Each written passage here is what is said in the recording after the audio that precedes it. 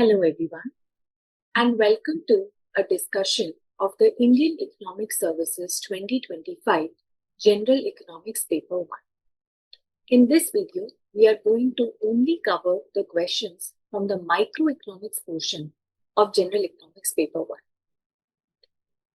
In this section, we are going to talk about questions from Section C of the General Economics Paper 1.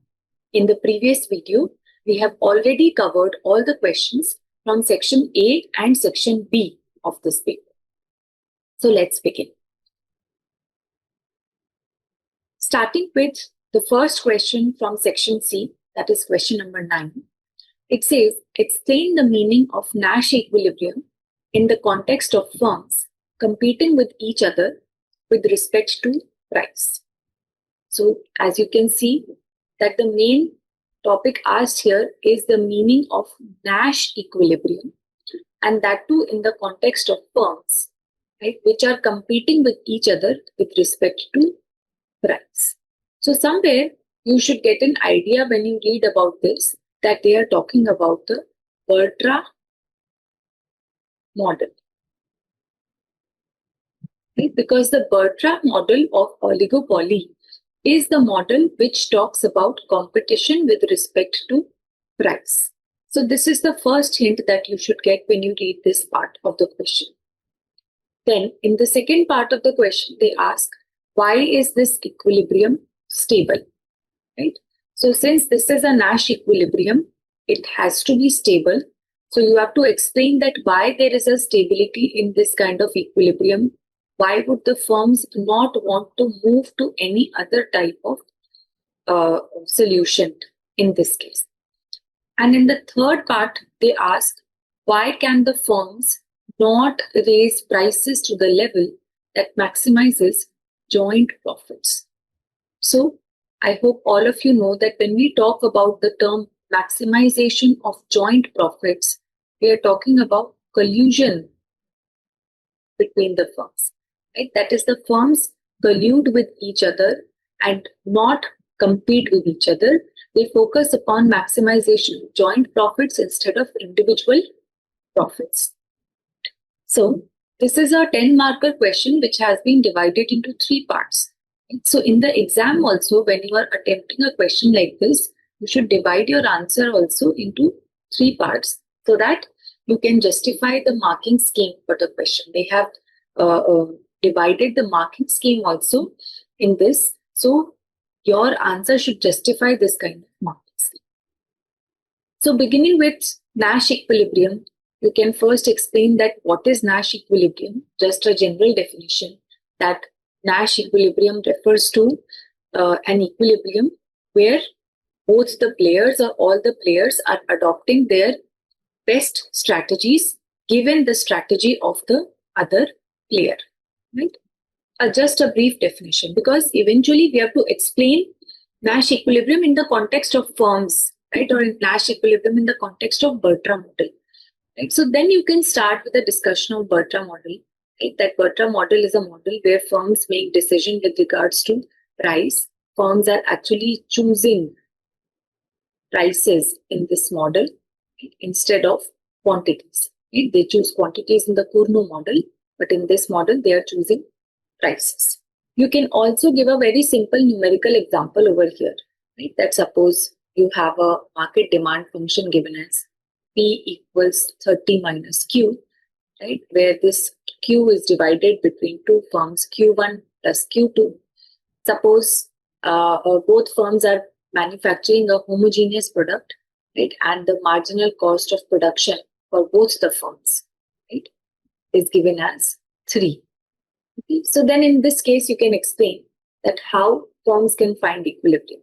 Right? And as we all know that in case of Bertra model, because firms are competing with each other with respect to price, every firm would try to charge the lowest price so that it can capture the entire market. Now, what would be the lowest price? Definitely, the firms cannot go below their marginal cost. So eventually, both the firms end up charging price equal to their marginal cost. Right? This becomes the Nash equilibrium. in case of Bertra model. Right? Somewhere you can see that firms are charging a price which is similar to perfect competition. Okay? So this you have to explain that why firms charge a price equal to their marginal cost, right? Both of them will be charging the same price because they are producing a homogeneous product. Even if it was a differentiated product also, let's say we take a case where both firms are manufacturing differentiated products, still when they are competing in price, they will always charge the same price in case of the Bertra model, right? And that price will be equal to the marginal cost. So in this also you can explain that what will be the price charge that will be equal to marginal cost, what will be the overall quantity, and this quantity will be divided equally between both the firms. Okay, this you can talk about in the first part of the question. Second part says why is this equilibrium stable? Right? So stability, you have to explain that why this equilibrium would be stable. Right? The reason why this is stable is because there is no tendency for any firm to charge any other price apart from this. Okay, you can explain this in this way, that suppose firms charge a price or one firm decides to charge a price higher than marginal cost. What will happen? All the customers or the entire market will shift to the other firm because it is charging a lower price for the same product, right? So there is no tendency for any firm to increase its price, right? Second situation could be that let's say any firm decides to undercut the rival and charge a price which is lesser than marginal cost. Definitely, in this case, price is lower, all the customers or the entire market will shift to that firm which is charging a price lower than marginal cost. But what will happen? On every unit that is sold by the firm, it will be incurring a loss. Okay, right? So definitely, this is not, again, this is also not feasible for any. That's why we say that this Nash equilibrium is stable. There will be no tendency for any firm to move away from this kind of equilibrium. Okay. Then the third part, it says, why can the firms not raise prices to the level that maximizes joint profits? So basically, in this part, they are asking about, something called as competing versus colluding. Okay? Competing versus colluding. That why are the firms not colluding or not charging a price which is giving them higher joint profits compared to, and they are sticking to the competing equilibrium. Okay. Now, in this case, you can explain very easily through a payoff matrix, right, or through a game theory example. Right? So you could have explained it like this: that let's say when the firms are charging a price when they are competing with each other, right, the Bertra price. Let's say that price is equal to this $4, right? And let's say when the firm decides to collude, right? This is the price of competing. And let's say when the firms decide to collude, right, they will of course be charging a higher price in that case. Let's say the price is equal to 6, right? And you can see from here that when both firms are charging the Bertra price, they are getting payoffs equal to 12. But when they both charge a joint profit maximization price or a collusion price, they're both getting a payoff of 16, which is a higher price, which is a higher payoff. So still, why firms will not move to a solution like this? Why will firms still choose to charge this kind of a thing? Okay. The reason is that firms, when they are deciding between competing and colluding, there is always an incentive for a firm, right, to think or to compete, or you can say to undercut its seller. Okay. Suppose, let's take this example. Let's suppose firms decide that, okay, both of us will charge a price equal to $6, which is the joint profit maximizing price. Now, there's always a tendency, for firm one to charge a lower price. Right? Let's say firm one decides that, okay, I will undercut my seller. I will charge a price equal to $4 because that will result in firm one getting $20 as payoff and firm two being left with just $4 as payoff. It means there is always a tendency for firm one to compete or to deviate from this kind of situation. Same thing for firm 2 also. Even firm 2 has a tendency to deviate. Right? Firm 2 knows that if it starts charging a lower price, let's say $4, its payoff will increase to 20 and firm 1 will just be left with $4. So even firm 2 has a tendency to deviate. Because of such competition, right, the firms will eventually end up charging $4 only, right? Both of them will aggressively compete with each other and they will eventually end up with this kind of a solution. Right? That is why we say that firms will never charge a joint profit maximizing price, because both of them have an incentive always to undercut their seller and to deviate from this kind of a price. Right? So you can explain this kind of a matrix, right? And that will solve the third part of the question. Okay. All right. Moving on to the next question then. The next question says, under what condition is an economic agent called as a risk averter? Right? So this is a case where this is a question from Risk and Uncertainty, and they want us to explain that under what conditions a person is called as a risk averter. Right?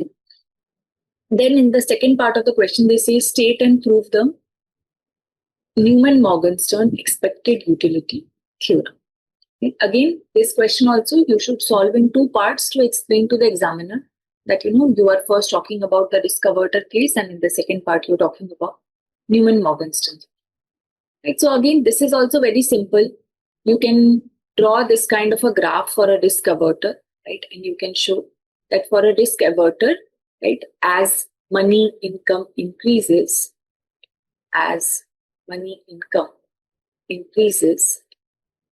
the expected utility from it, right, or the utility from it also increases, but at a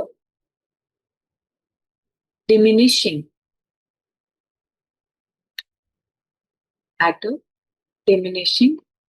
rate.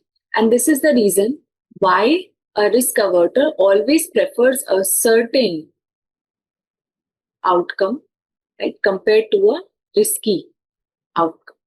Right? Because always his expected utility from a certain outcome will always be higher compared to a risky outcome. Right? You can explain this kind of an example also, that if he has if a certain kind of situation is given where the risk averter is getting a money income of 15,000, his utility is 55.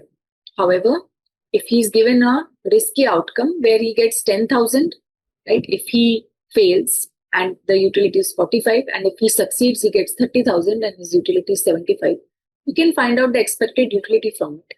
And that expected utility, right, from this risky outcome will actually be lesser than the expected utility from the certain outcome. Okay. So with this simple diagram and this kind of a simple explanation, you can show who is a risk averter. Okay. In the second part of the question, they ask us to state and prove the Newman-Morgenstern expected utility theorem. Again, you can first explain about the Newman-Morgenstern index over here, that it tries to assign a number to the concept of expected utility or the marginal utility of money income, right? Again, of course, this utility index will change, right, with the amount of change in money income, right? And it also depends upon the probabilities that are associated with different outcomes, right? Then you can, of course, talk about the assumptions, right, of the Newman-Morgenstern theory. See, this is for 6 marks. So you will have to divide your answer into these different subheadings. First, you talk about NM index, then you talk about the assumptions of this theorem, right? That individual's preferences are complete, right? He is individual knows that between which outcomes he is indifferent, which outcome he prefers over another outcome, right? Transitivity and reflexivity, all these are assumed. Okay. Then you can explain, right, or you can give the statement of the theorem. Right? Statement is nothing. Statement will simply show that Newman-Morgenstern actually explained that how an individual makes a decision on the basis of the Newman-Morgenstern index, right? In this, we say the decision actually of the individual is based on the expected utility. Right? The decision of the individual is based on the expected utility of the outcome and not on the expected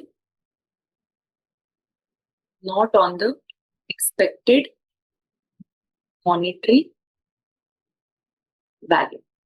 Right? It's based on expected utility and not on the expected monetary value. Okay, so this you can use. Then, of course, this will not be sufficient. You should give a numerical illustration or a numerical example to this. Again, you will, in any standard book, you can easily find a numerical illustration for this, right? For example, if you're reading from a book like H.L. Ahuja, right? H.L. Ahuja actually gives a very simple example where an individual has to purchase a lottery ticket, right? And if he wins, he gets some amount of money. If he loses, then he gets some amount of consolation prize. Then in that numerical illustration, he assigns a utility to each unit of money income, right? And he explains that how you calculate the NM utility index. It also, they explain the concept of a certainty equivalent. Definitely you should talk about certainty equivalent also. Because on the basis of this only, the comparison between the expected utility here and the expected utility of certainty equivalent, only then we will be able to decide that what will be the decision, right? What will be the decision of the individual, whether they will choose a risky outcome or whether they will choose a certain. Right? So this kind of explanation you can give. Once you explain all these things, you will be able to justify this marking scheme for this part B. Okay. All right. Moving on to question number 10 then.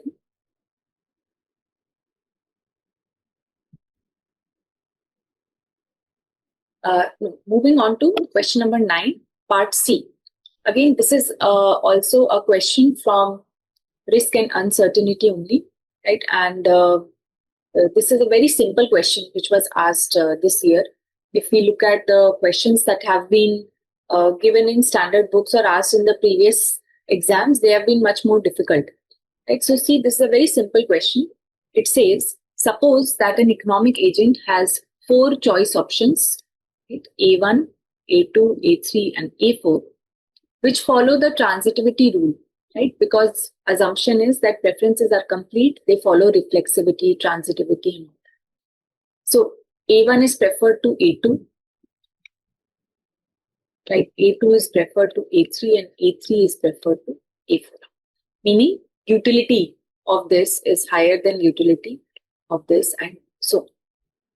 As well as Newman-Morgenstern axioms involving risk are also holding. We want to find out expected utilities if the agent is indifferent between, and there are 2 parts in this question.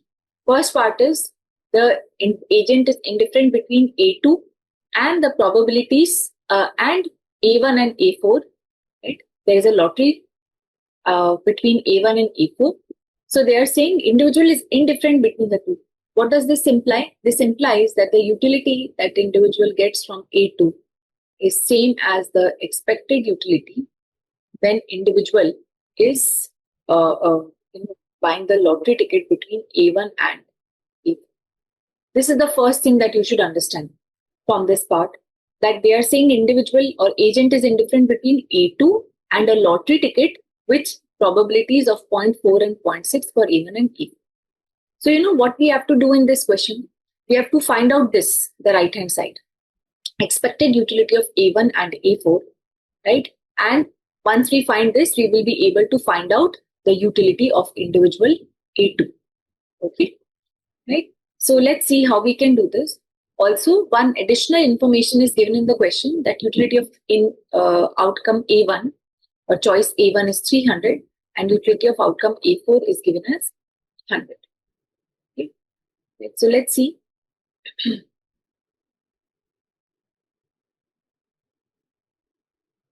Let's see how we can solve this.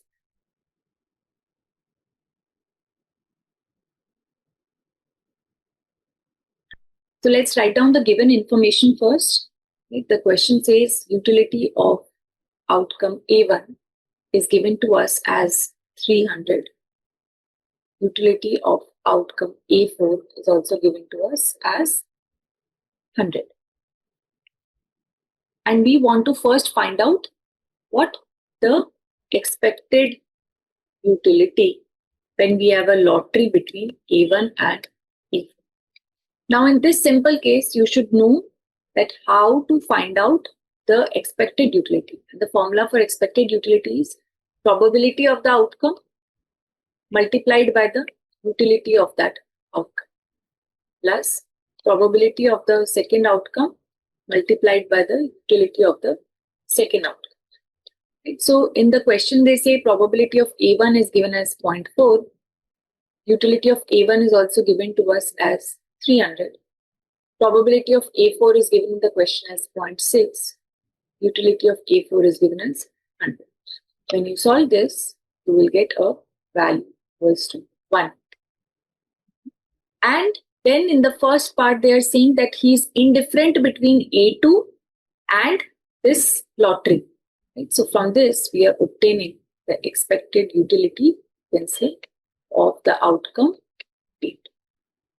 This is our answer for the first part. Right? This is the utility of the outcome A2.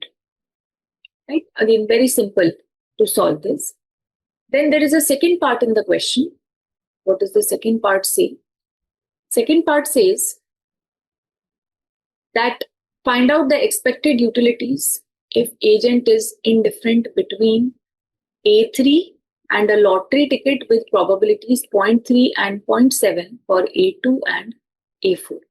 So it means again that utility of outcome A3 is same as the expected utility of outcome A2 and A4, right? The lottery bit. Right? Again, we will use the same concept in this also. Same concept we will apply.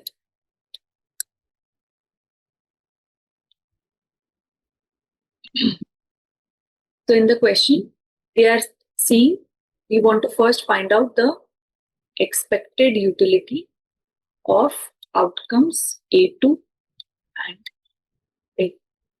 That will be given as probability of A2 times the utility of A2 plus probability of A4 times the utility of A4.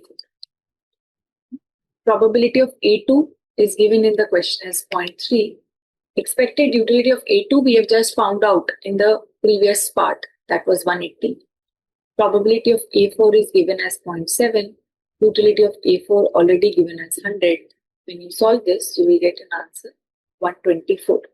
Right? And this is nothing but the utility of A3, because we are saying individual is indifferent between A3 and these two.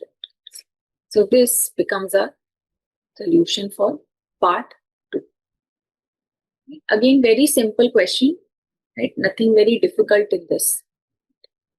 And I believe anyone who had studied risk and uncertainty should have solved this kind of a question, right? Because it is very simple in its approach.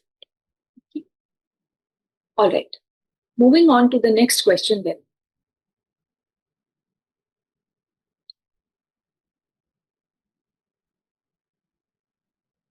Yeah. So question number 10, part A, says a monopolist cannot increase price level indefinitely. Explain. Right. So this is in the first part, they're asking about whether a monopolist can increase price level indefinitely. So again, when we are solving this kind of a question, we have to begin with saying that monopolist is the only seller in the market. So of course, monopolist can or may want to sell, his or her product, right, at a price which is profit maximizing. That price does not necessarily have to be a very high price, because the price will be very high. Definitely, quantity demanded will also fall for the monopolist. So monopolist always charges a profit maximizing price. And how does he find a profit maximizing price? Right? Again, very simple. Profit maximizing price is where marginal revenue is equal to marginal cost. Right? That's where the monopolist finds the profit maximizing price. Again, one more concept that you should talk about here is the concept of rule of thumb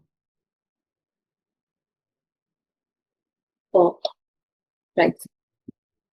Remember, monopoly is a market where the monopolist or the seller has some control over the price, right? He has monopoly power over the price. But that power is not unlimited, right? That power depends upon what? That power actually depends upon the elasticity of demand of the monopolist's demand. Right? So, monopoly power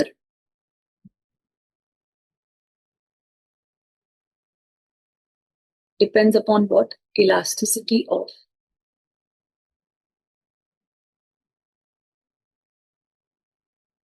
demand, right? So, in fact, now at this point, then you should write the rule of thumb for pricing also, right? That rule of thumb for pricing is given as P minus MC upon P equals minus 1 upon ED. What does the left hand side show? The monopoly power, that up to what extent the monopolist can charge a price above the marginal cost. That depends upon the inverse of the elasticity of demand. Right? So, lesser the elasticity of demand, higher the monopoly power, and vice versa, right, for the monopolist. But this rule itself shows that the monopolist cannot increase price level indefinitely. Somewhere his power to charge a price above marginal cost will depend upon the elasticity of demand. Okay, right. So this is what you had to explain, right, in this first part of the question. Then, in the second part of the question, they ask, what would be the price if the government wants to set a price ceiling that maximizes the monopolist's output? Okay. Now remember, a price ceiling means we are setting a limit, right? The highest price that a monopolist can charge. Who is setting this limit? This limit is being set by the government. Okay. And what is the basis of government setting this limit? That government wants to maximize the monopolist's output. Now, in this, what should strike you is that what is the situation of the maximum possible outcome? Right? You should think of the situation of a maximum possible outcome. And maximum possible outcome is arrived or can be achieved when we charge a price which is equal to the marginal cost. When a price equal to marginal cost is charged, that is when the maximum possible outcome or output can be achieved. Right? You can draw this kind of a diagram in the exam, right? That this is a monopoly. We are assuming here the case of a natural monopoly. Natural monopoly, right? That is why the average cost and the marginal cost curves are downward sloping. This is the AR curve or the demand curve. This is the marginal revenue curve, right? And when the government is setting a price ceiling equal to this, where AR curve is cutting the marginal cost. So this is the price ceiling that is set by the firm. So this is the maximum possible output that can be produced. Okay. However, this comes with a kind of loss for the monopolist also. What is the loss? That you can see how do we calculate the loss on the basis of the average cost, right? So this rectangular or this gray shaded area reflects the loss that is faced by the monopolist. Okay, this is the loss faced by the monopolist in this kind of a situation.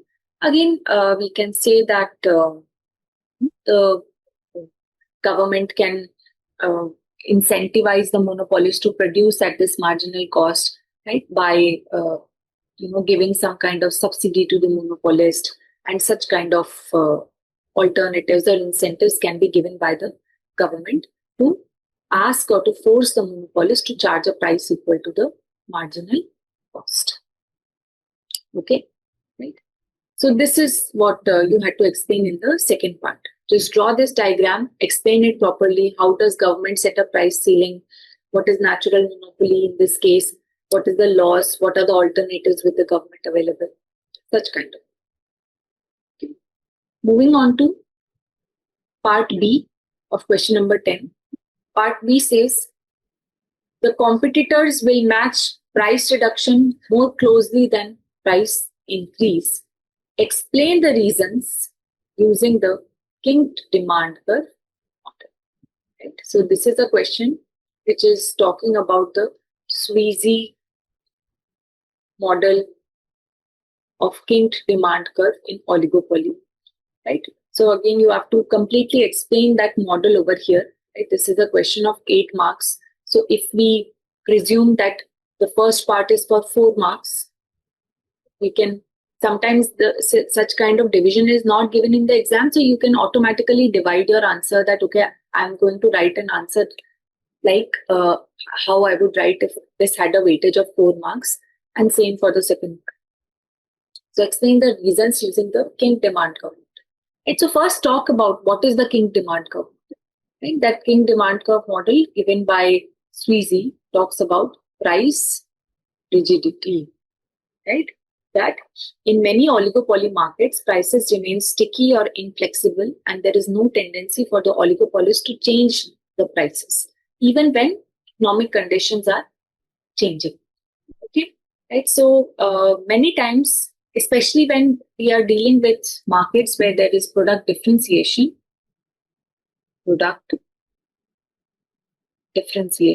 we see this kind of price rigidity. Okay. Now, how does this price rigidity or how does the kinked demand curve look like? Right? You can draw the diagram for the kinked demand curve also. That you take quantity on the x-axis, price on the y-axis.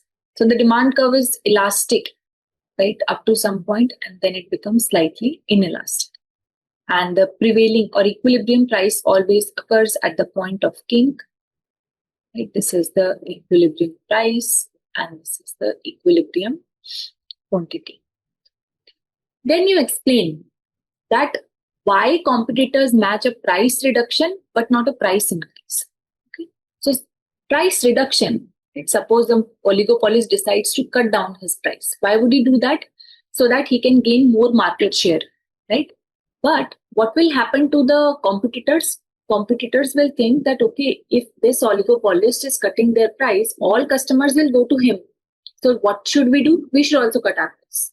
Okay? So competitors will also match the price reduction. Why? Because of the fear of losing the market share. Right? So price reduction is always matched.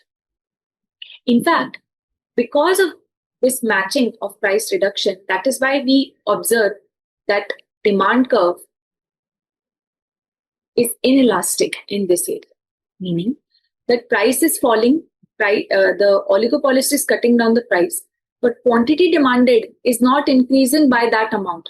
It will increase only by a small amount. Why? Because competitors are also cutting their price, so their quantity demanded is also rising. Right? So percentage change in price is more than the percentage change in quantity. That is why demand curve is inelastic in this portion. Quantity demanded will not respond a lot to the cut in price. Okay. On the other hand, the other option is a price increase. So suppose if the oligopolist decides to increase the price, why would he do that?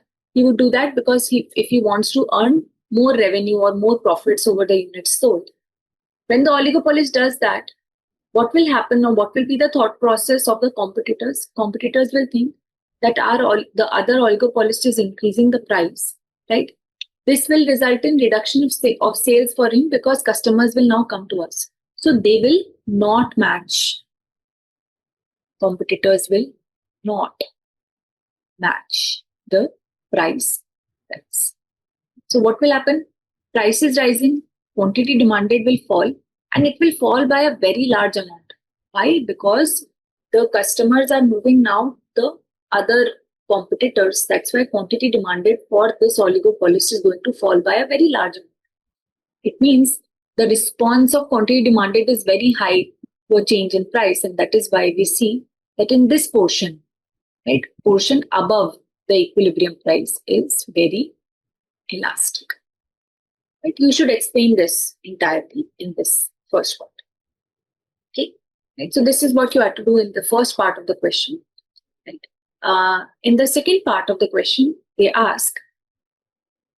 In the second part, they are asking, how is the problem of prisoner's dilemma associated with the duopoly model?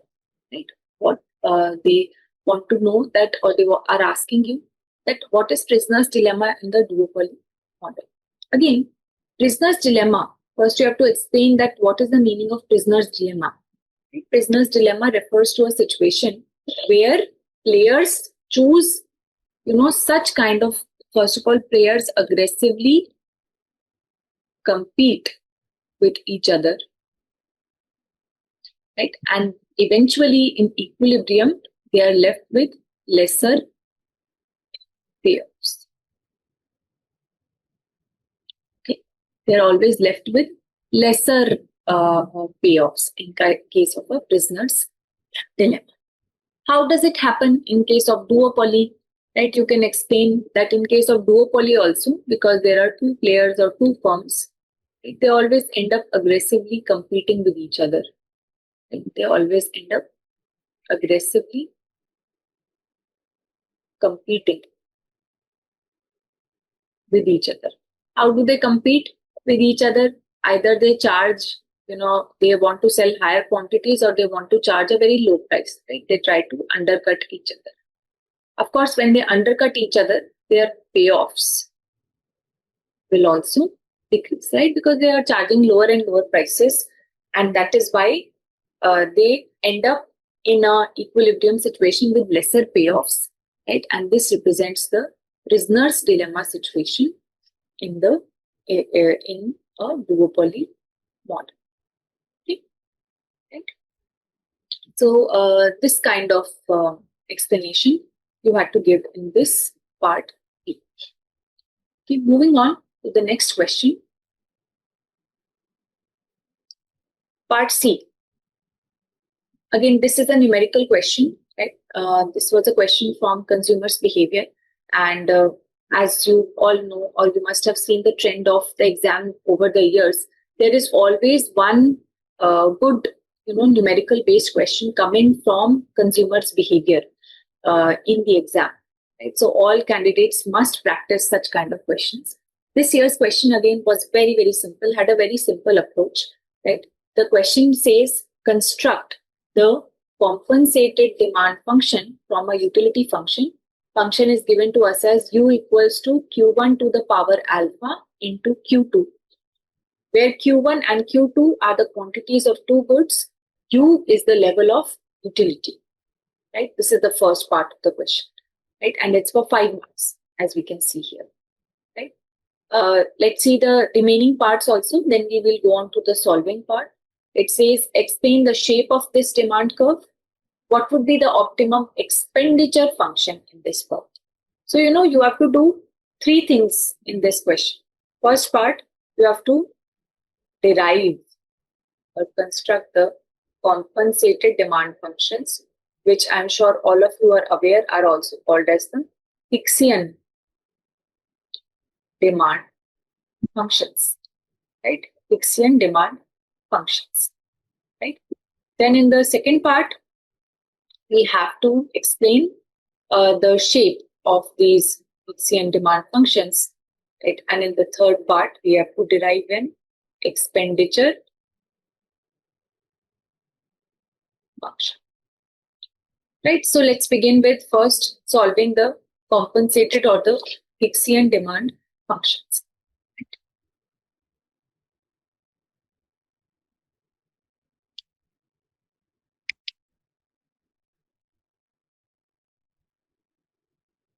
Okay, let's write down the utility function. It is given as u equals to q1 to the power alpha into q2.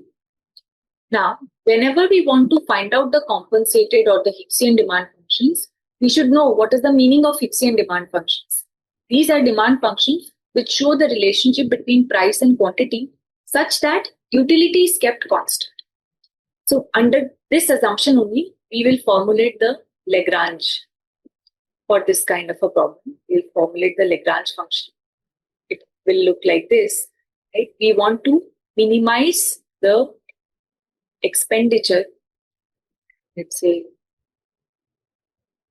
how actually we derive the compensated demand functions is by minimizing the expenditure function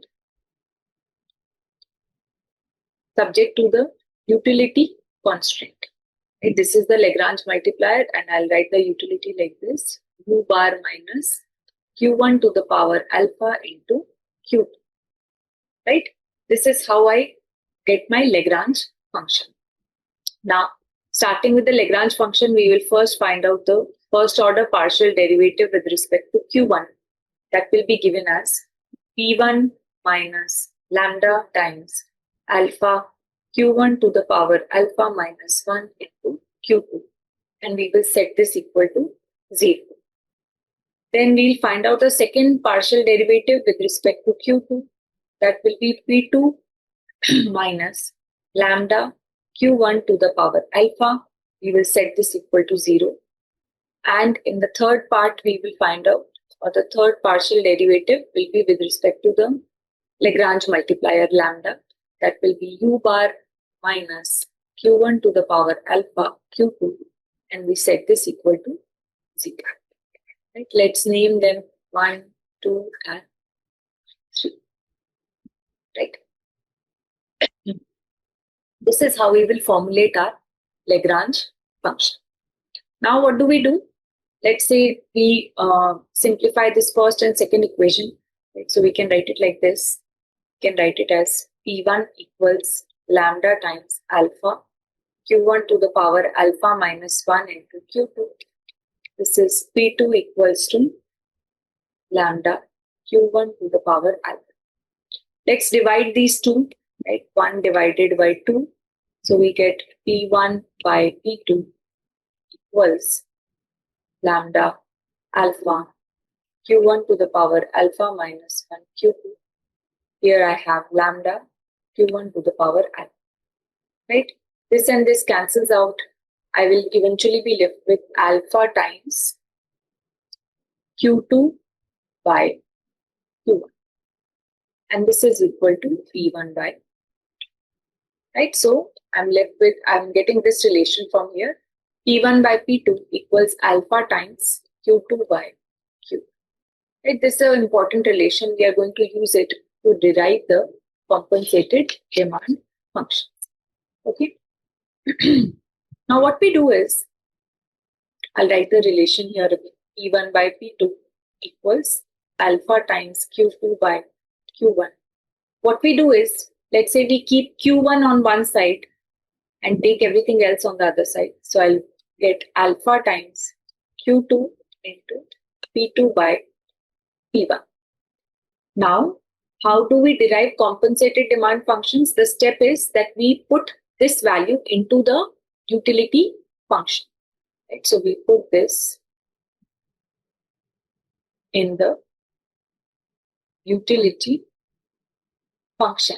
Right? Always, whenever you are doing something like this, always mention it for the examiner. Okay? So they know that, okay, you are going to now use this relation into the utility function. So my utility function is u equals q1 to the power alpha into q2. I put this here, alpha into q2 to p2 by p1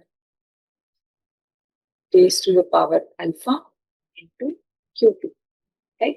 Now what I'll do is, I'll simplify it a little bit, because see, what are the terms that I'm left with? I'm left with Q2, P2, P1 and utility. And if you all know, right, that Hicksian demand functions are always in terms of price and utility. Right? So if I want to write Hicksian demand function of any good, let's say Q1 or Q2, whatever, that function will be a function of both the prices and the level of utility. Always remember. So see which quantity we are left with? Q2. So what I'll do is I'll keep Q2 on one side, take everything else on the other side. Right? Again, you can do it very simply. Right? You can write it like this.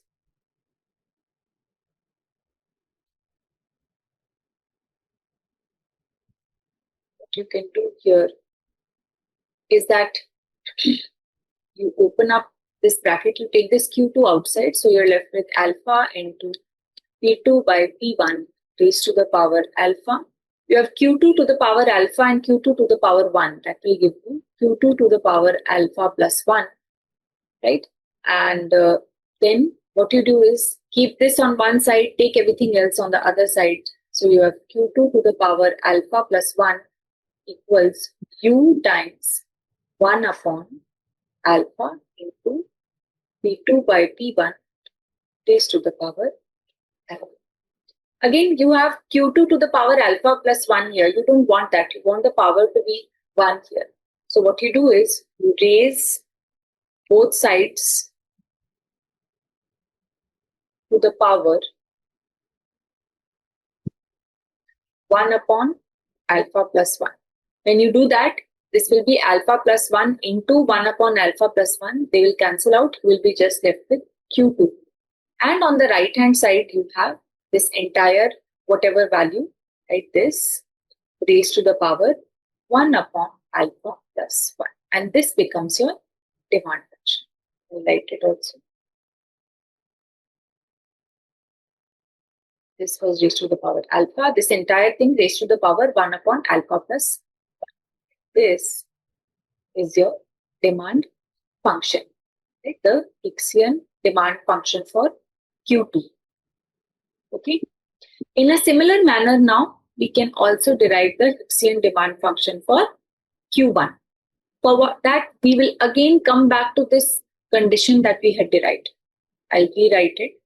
This was P1 by P2 equals alpha times Q2 by Q1.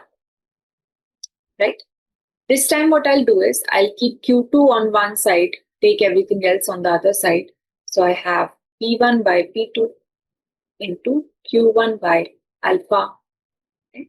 Then what we do is I put this in the utility function. Right? So my utility function is Q1 to the power alpha into Q2. I put this value of Q2 here. I get Q1 to the power alpha into P1 by P2 into Q1 by alpha. Again, I have Q1 here and rest of the things I'll take on the other side. So I will be left with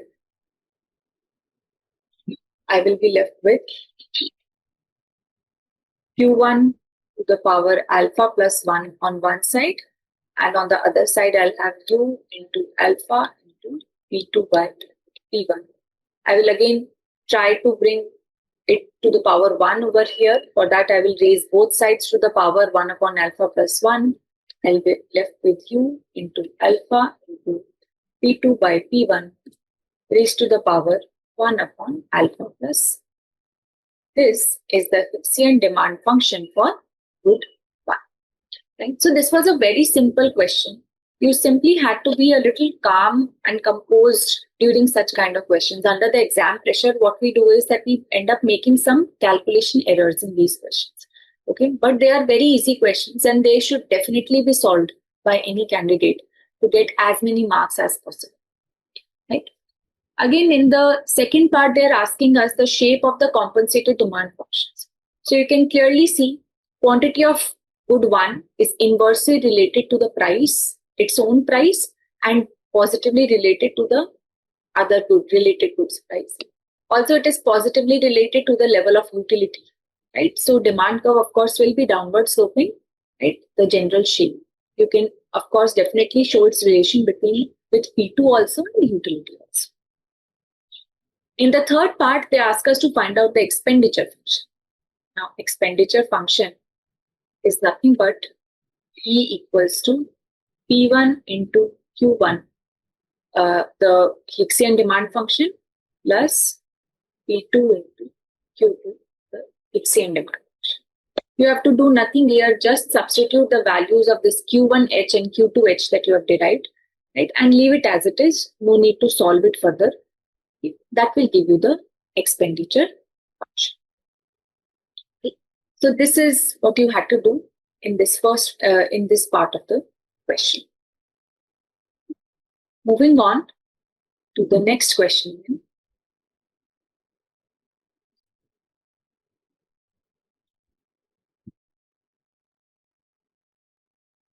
Yeah. Next question says, explain graphically why there is no supply curve in a monopoly market. Again, a very simple question, right? But it's for 7 marks, so we have to explain it in a lot of detail, right? You could have explained that in monopoly market, why we don't get a supply curve, because we don't get unique price and output combinations for the monopolist. It is possible for a monopolist to sell the same quantity at 2 different prices, and it is also possible for a monopolist to sell the at the same price to sell 2 different quantities. Again, you can explain this with a very simple graph. You can see in this first graph, let's say, right? We have this is a graph which shows there is a shift in the demand curve of the monopoly, leading to same output being supplied at 2 different prices. You can see here the initial demand curve, let's say, is this B1. Corresponding to this MR1 is there. This is the marginal cost. So equilibrium is over here. The equilibrium quantity is OM and the equilibrium price is OP1. Now suppose demand changes. So the new demand curve is D2. Corresponding to that, marginal revenue is MR2. Equilibrium again is occurring here at point E. So equilibrium quantity is still M, but the equilibrium price is higher, P2. It means that the monopolist is supplying the same OM quantity at 2 different prices, P1 and P2. Okay, which means you cannot derive a unique price output combination, and that is why there is no supply curve in a monopoly market, right? So you draw this first diagram, explain it. In the second diagram, as you can see, second diagram gives an example where there is a shift in demand leading to a change in output supplied at the same price. At price OP, monopolist is selling 2 different quantities, OM1 and OM. Right? So you draw this diagram also and explain it. That will fetch you, that will be enough to explain a question of 7 marks. Okay. So this is what you had to do in this first part of question number 11. Moving on. The second part says, what is market signaling? Distinguish between separating equilibrium and pooling equilibrium. Which equilibrium is efficient? Okay. Again, this question is divided into 3 parts, right? You will first start with a definition of market signaling, right? And give a good 3-4 points in this, that, what is market signaling, right? We say that market signaling, right, is a process in which you can say there is some kind of information that is provided by the players and which helps the other player to make a decision, right? Market signaling actually helps in solving the problem of adverse selection and moral hazard, right? So you should explain that problem of adverse selection and moral hazard can be solved through this. So talk about adverse selection and moral hazard. I'm writing the keywords for you, what you should be talking about in the exam, right? Then, how signaling, right, helps the other player to take a decision, right? Signaling also helps in resulting efficient outcomes, right? Remember, in adverse selection and moral hazard, Pareto efficiency is compromised. So market signaling helps in achieving efficient outcomes. Then give an example, right? You can give any example. You can start with, or you can definitely give the example of the Spence model of job market signaling, right? Because eventually in the question they ask us to explain separating and pooling equilibrium. So you can start with this example. This will give you a flow of the answer, right? You can give the example of Spence model of job market signaling, right? In which Spence explained, right, that there are two players, let's say, in the market. One is the employee or the job seeker who is trying to get the job, and the other one is the firm, right? And the firm is deciding to hire the workers. Now, what can be the signal over here? The signal in this case is that the worker can give a signal regarding his education to the employer, and on the basis of that, employer can decide that, okay, this worker is a high productivity worker and this worker should be paid a higher wage, right? So you can explain the entire Spence model of job market signaling here, right, where you can explain that there are two players, right? I'm just giving you hints over here, right? That player one is the worker, right? One is a high productivity worker, one is a low productivity worker, right? You can say that productivity is reflected by PH and PL, right? Then the other player is the firm, right?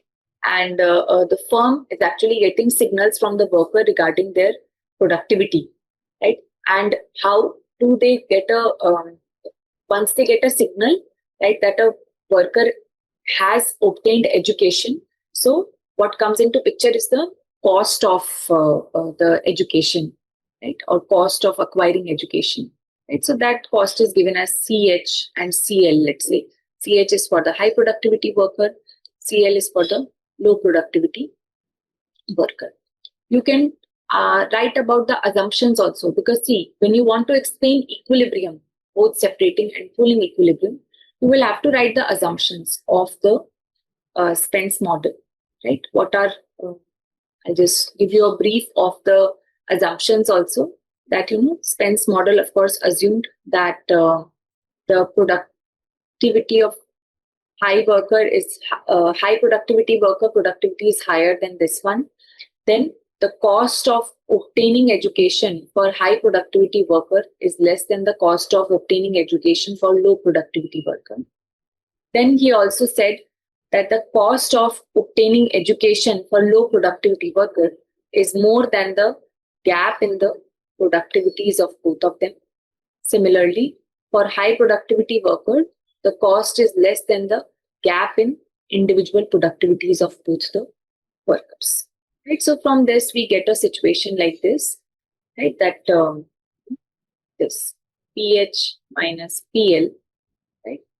Here we have CH and CL, right? So this kind of equation you should have explained.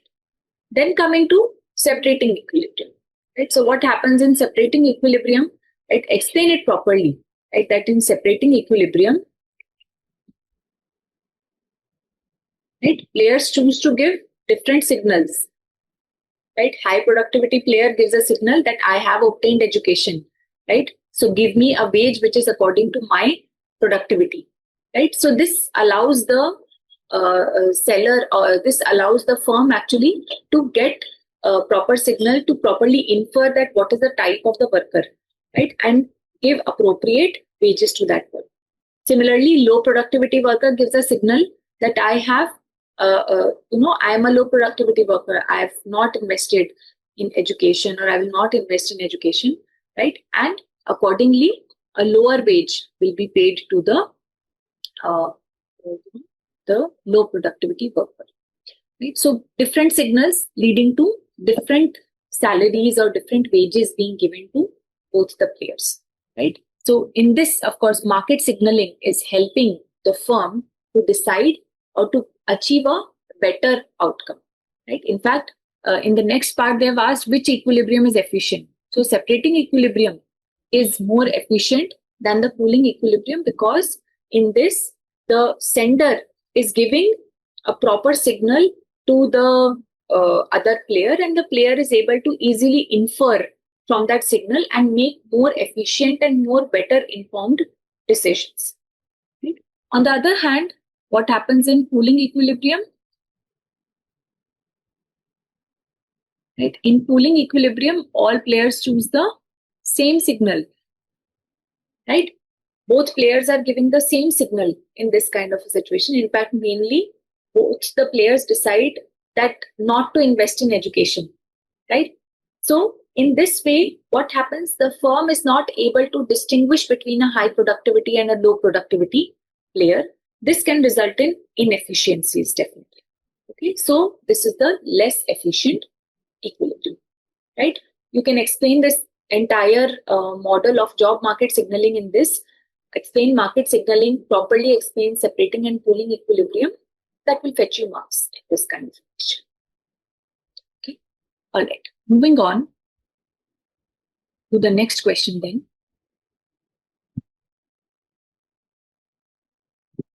The next question says, explain the pricing policy of public sector enterprises, right? Explain the pricing policy of public sector enterprises by using long run marginal cost based price, right? So public sector enterprises, as we know, are those enterprises which have a maximum share or maximum ownership in an enterprise. Many times such kind of enterprises are made by acquiring also some kind of private enterprises, right? Through nationalization, right? So what happens in long run marginal cost based pricing? You can explain this also through a simple example.